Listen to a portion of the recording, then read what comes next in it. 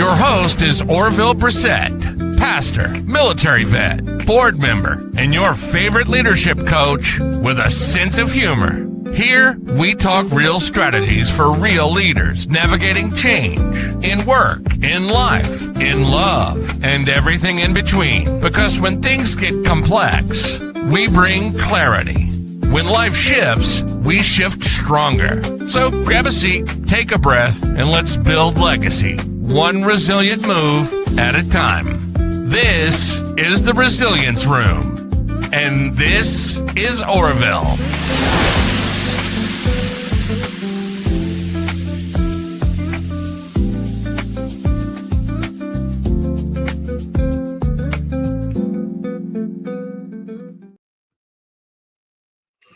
Well, good afternoon, everybody. Welcome to the Resilience Room podcast. My name is Orville Brissett, and I am your leadership coach. This is the room where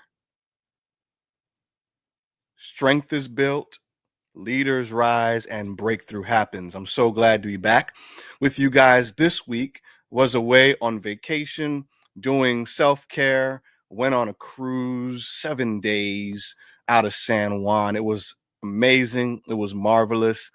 I fully endorse every leader doing the intentional scheduling of self-care. Self-care is healthcare, and it's important that we take time out to recharge. Had a great time, but also noticed a lot of interesting dynamics while I was on the cruise, and they sparked today's subject. So let's jump right in.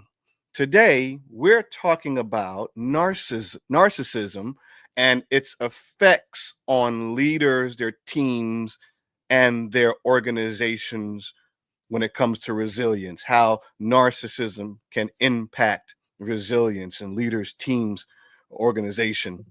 And certainly when we talk about resilience, I want to ask you, what comes to mind? Probably things like grit, adaptability, optimism, the ability to face adversity and come out stronger. But here's the thing. Resilience requires a level of self-awareness. It requires a connection to others, and it also requires an openness to growth. And narcissism, we'll get it right today, on the other hand, works against everything I just talked about when it comes to resilience. So let's unpack today. What is narcissism really? First, let's clear something up. When I say narcissism, I'm not just talking about someone who loves taking selfies or who seems a little full of themselves at parties. Psychologically, narcissism is the pattern of grandiosity, a constant need for admiration, and often it's a lack of empathy for others. It can range from mild traits, which we all have from time to time, but full-blown narcissistic disorder is more serious. And the key here is that narcissism tends to create a fragile sense of self that's overly dependent on external validation.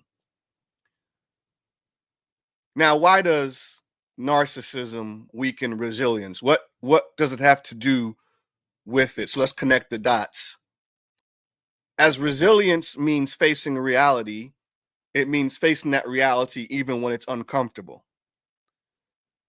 When you have this narcissism disorder, it means avoiding reality if it threatens your self-image. In other words, if the reality opposes how you view yourself or want to be viewed, then it becomes an obstacle to resilience. The resilient person might say, I messed up, I'll learn from this.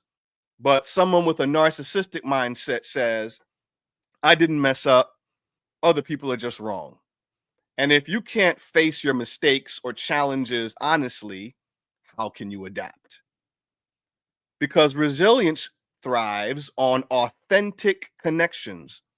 Truth is, at work, In these spaces, we lean on others when times get tough, but narcissism can isolate people. Because when your relationships are mostly about getting admiration, not real support, when the relationship gets stressed, it falls apart. There are so many people who claim to be friends, and then when the temperature of the friendship got too hot and it began to require accountability and apology, they would rather cut ties. They would rather block on social media. They'd rather block numbers and phones as opposed to looking at the challenge and seeing how we can grow from it. No, a narcissistic person will have relationships that fall apart under stress. But resilience, now we're talking about resilience again. We're going back and forth between narcissism and resilience. Narcissism isolates people. Resilience thrives on authentic connections. Resilience calls for humility and learning. So when you think you already know everything, and we've all been around people like that, or we've seen people like that who think they know everything. When you feel like you have to be seen as flawless, you actually miss an opportunity to grow. Resilient people, don't miss this. Resilient people see setbacks as feedback, while narcissism interprets feedback as a threat. Yeah. So when this happens, when you run into a narcissistic person who sees feedback as a threat, narcissism is also an obstacle to resilience. I want you to imagine with me a leader who makes a bad decision, maybe a failed product launch. Resilient leader gathers the team, owns the mistake, and adjusts course. A narcissistic leader might blame the team, the market, bad luck, anything to protect their ego, that the problem festers. I have coached couples, I have coached individuals who love to pass the buck. They love to point the finger elsewhere instead of looking inward and approaching the issue from inside. I tell couples all the time, and I say it to leaders, that whenever a challenge arises, don't look at the personality, look at the issue. But a narcissistic person is so glued, they're so dependent on external and personality that they can't receive that. So in the personal relationships, when there's a breakup, like, boyfriend, girlfriend, fiance, husband, wife, whatever it is, breakup, divorce, the resilient person might be like, yo, this hurts, but I can grow from this. But that's not how a narcissistic person views that. The narcissistic person will say, well, they didn't deserve me anyway. I'm good, I'm fine. They take no time for reflection, no time for growth. But today I want to talk to us not only about narcissism as an obstacle to resilience, but I also want to talk to us about how to avoid the trap of being narcissistic or being a victim to narcissism in our teams, leaders, and um, organizations. So here's some great news. Narcissistic traits aren't forever. They're not permanent. We can all catch ourselves when this happens, this narcissistic feeling rises. When we find ourselves falling into that pattern, we can choose differently. And the first way to avoid the trap of narcissism is to practice radical self honesty. When something happens, when a challenge arises, when there's an argument, a fight, when there's a disagreement in the boardroom, ask yourself the question, leader, ask yourself the question, team member, what part did I play in this challenge? I also practice self-honesty, look inward. Also, value feedback. Look at feedback as important, especially when it stings, when it hits home.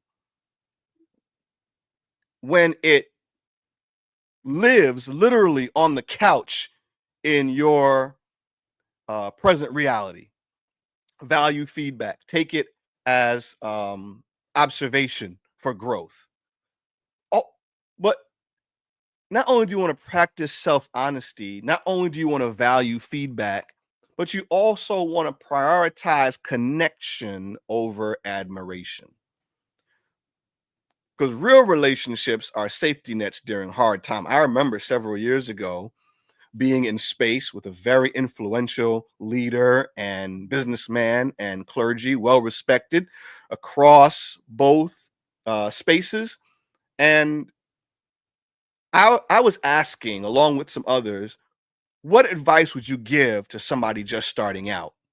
What would you offer as wisdom for the journey? And that pastor, that leader said to us, value relationships. Relationships are the most valuable currency that we will have as leaders, as pastors, as business people. Um, because when times get tough, you need real connections. You need real people to lean on, to stand with you, to have your back, to speak the truth in love and help you and walk with you as you make the adjustment. Practice radical self honesty, value feedback, prioritize connection over admiration, and stay curious. Listen, don't get caught up in the moments when people celebrate you. That's it's wonderful and we appreciate that, but don't get caught up in that. There'll be moments when you'll experience admiration and in one fell swoop you'll experience opposition, right? So don't get caught up in admiration. Um, Stay curious and ask the question consistently, what can I learn? Instead of adopting the narcissistic mentality that says, I already know. And I'm going through something right now, and I've had to reimagine, I've had to readjust and look at where I have gone wrong in my leadership dynamic in this particular space. And I'm discovering that the feedback I've been getting, the questions I've been asking, um, they they have stung a little bit. They have caused me to look in the mirror and have honest conversation, but it's also helped my brainstorming. It's also fueled my passion to um, to readjust. So to sum it up, resiliency is about flexibility. It's about growth. It's about connection.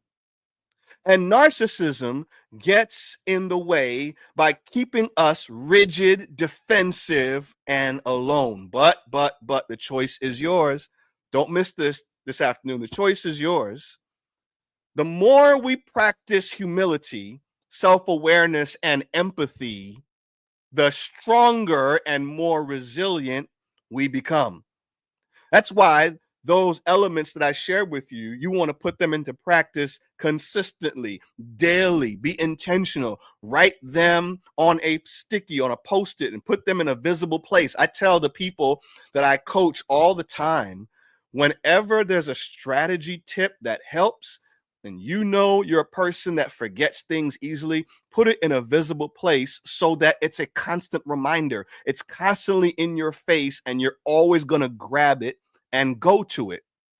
I want you this afternoon to make the choice to be leaders who endorse resilience, who create an atmosphere for resilience in cross-functional teams, in spaces where growth needs to occur. Perhaps you're a leader of a sales team and the profits didn't go the way you thought this month, and you've got team members who are feeling dejected. Maybe you are feeling less than.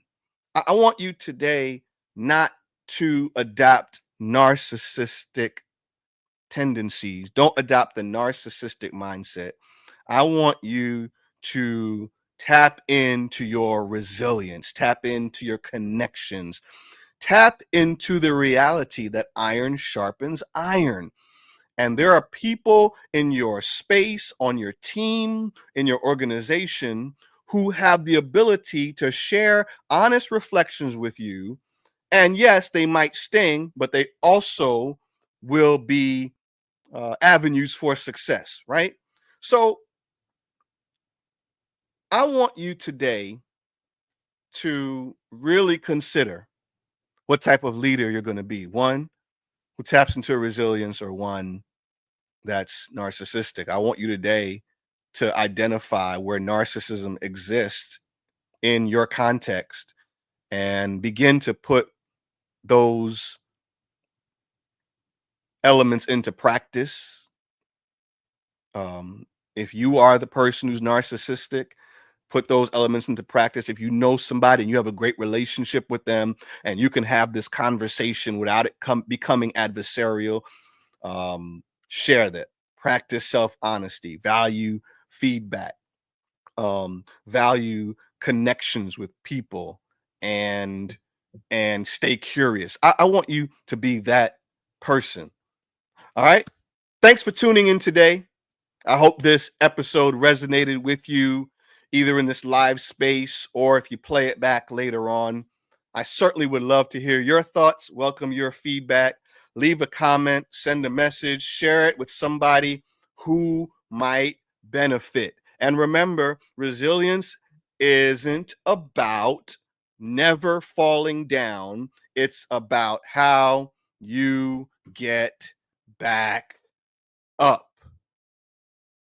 My name is Orville Brissett, and until the next time, stay strong, stay kind, keep growing. That's it for this episode of The Resilience Room, where leaders like you learn how to bend without breaking and turn transitions into triumphs. Like what you heard? Follow us on Instagram at OSB Coaching and on Facebook at OSB Coaching and Consulting. Want to go deeper? Visit osbcoachingandconsulting.com and let's talk about how you can build clarity, confidence, and a leadership legacy that lasts. Until next time, stay grounded, stay growing, and stay resilient.